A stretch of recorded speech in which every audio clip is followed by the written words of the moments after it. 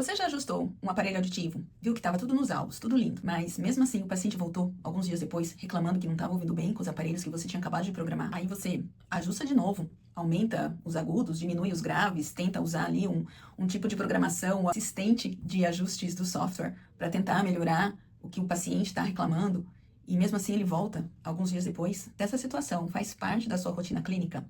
Talvez você esteja fazendo os ajustes baseado em uma previsão e não necessariamente no que está acontecendo no ouvido do seu paciente, não sobre o que ele realmente está escutando. Vamos falar sobre isso? Olá, eu sou Luciana Garola, mestre, doutora e pesquisadora na área de verificação eletroacústica de aparelhos auditivos. Ouvi o sinal de fala em português brasileiro e, com isso, introduziu o conceito de mapeamento de fala no Brasil. Venho divulgando há anos a necessidade de melhorar os ajustes dos aparelhos auditivos para que eles não sejam feitos baseados em estimativas, mas sim baseados em medidas objetivas sobre o que está realmente acontecendo na orelha do meu paciente na hora que eu faço os ajustes dos aparelhos auditivos. Nesse vídeo eu vou usar um caso ilustrativo do que tem acontecido na clínica, muito comumente, do porquê que esse paciente volta e volta para ter os aparelhos ajustados, mesmo quando na tela do software está mostrando que está tudo bem.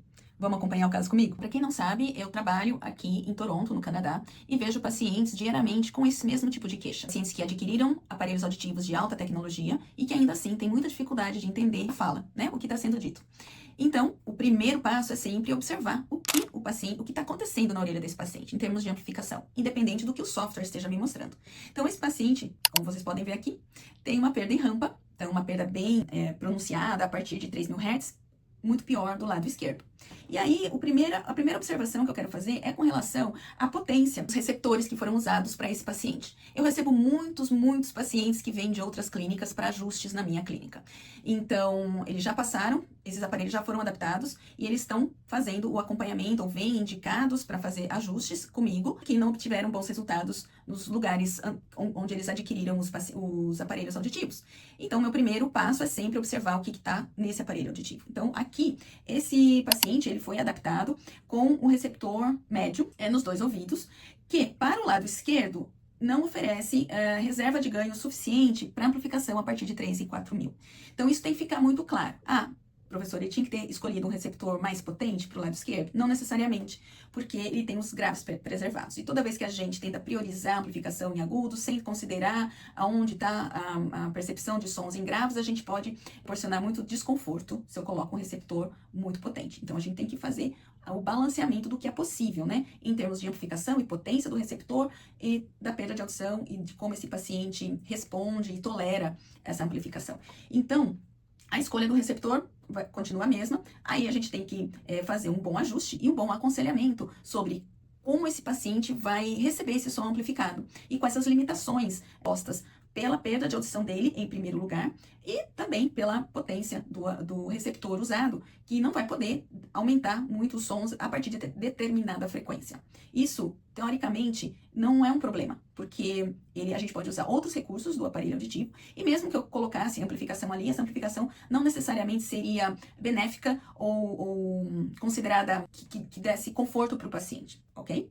Mas é um ponto que mais tarde no vídeo eu vou mostrar para vocês o que isso quer dizer na hora que a gente vai fazer o aconselhamento desse paciente. Bom, abrindo no software, a gente vê que, num primeiro momento, esse paciente já era um usuário já há alguns anos. Esse aparelho foi programado para uma adaptação nível 1.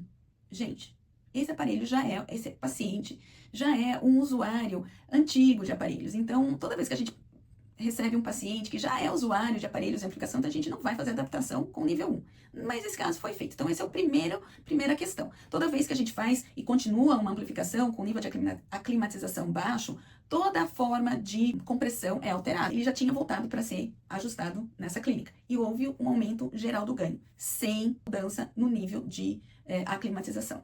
Então, a gente tem que prestar atenção nisso.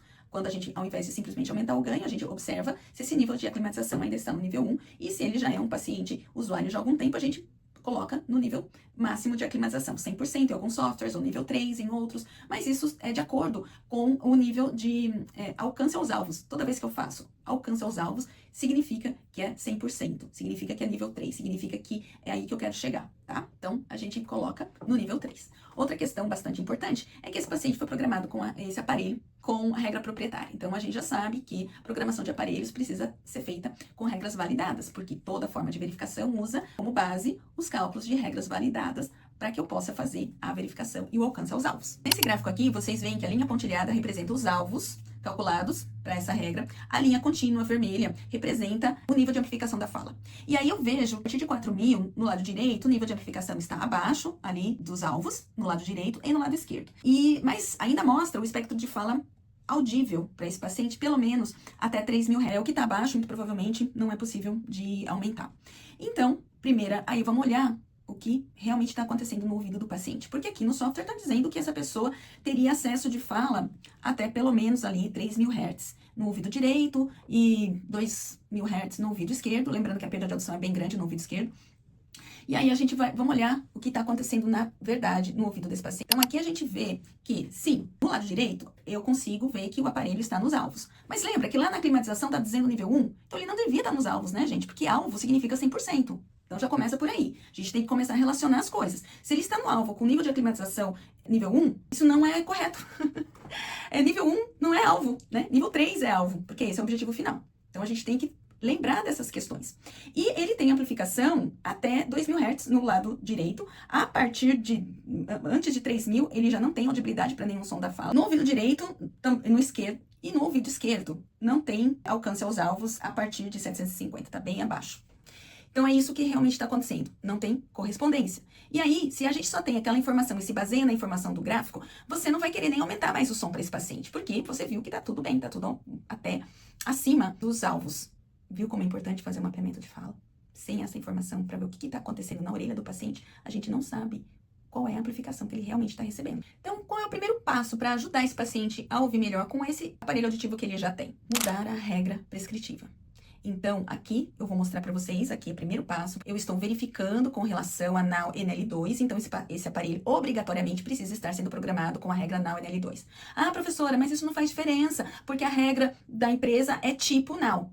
Gente, não existe tipo NAO, não é sabor NAO NL2. Ou ela é NAO NL2 ou ela não é NAO NL2. E mesmo sendo NAO NL2 no software, não significa que todos os parâmetros da NAO NL2 estejam sendo seguidos. Por isso a gente ainda faz verificação mesmo assim. Isso é muito importante ter em mente, tá? Então, você sim vai reprogramar esses aparelhos para a regra validada. Quem não sabe onde está, como faz para mudar a regra de programação, entra aqui num dos meus vídeos lá no Instagram, que eu mostro direitinho onde achar, tá bom? Aí a gente muda para a regra NAO NL2. E eu uso o gráfico do mapeamento de fala como guia para esse ajuste dos aparelhos. Então, eu vou mostrar para vocês como ficou o resultado dos ajustes na orelha desse paciente depois que esse aparelho foi totalmente reprogramado com relação a NAO NL2, a regra validada. Então, nesse próximo gráfico aqui, vocês podem ver na linha roxa, tanto no lado direito quanto no lado esquerdo, um melhor alcance aos alvos. Dessa vez, para a regra validada correta, tendo sido o aparelho auditivo programado para essa regra validada. E aqui, nessa outra figura, eu coloquei lado a lado só a orelha direita. Então, no gráfico em vermelho, você vê o antes, né? Que esse aparelho tinha amplificação até 2.000 Hz, mais ou menos. E depois dos ajustes, eu consegui dar uma amplificação para ele até 3.000. Nossa, professora, mas só aumentou 1.000 e tal. Gente, isso faz tanta diferença na percepção de fala que vocês não têm ideia. E eu vou ilustrar isso aqui com um outro slide, mostrando onde tá os sons da fala que ele não tinha acesso e passou a ter com esse simples ajuste aqui. Não só isso, níveis de compressão são alterados, uma série de outros fatores que são de programação interna do aparelho auditivo são modificados e melhoram a percepção do som para esse paciente quando você faz a programação usando uma regra validada. Então, toda a acústica, toda a percepção de som mudou, não só o alcance aos alvos, mas também como esse aparelho trabalha, né, e analisa o som. Então, aqui é o gráfico que mostra os sons da fala distribuídos pelas frequências, né? Então, a gente vê que o som do K, por exemplo, não estava audível para esse paciente. Muito menos o F, o S e o TH, porque esses sons são os representantes aqui da língua inglesa, esse paciente é daqui. E aí a gente tem a distribuição fonêmica dos sons da língua inglesa sobre as frequências.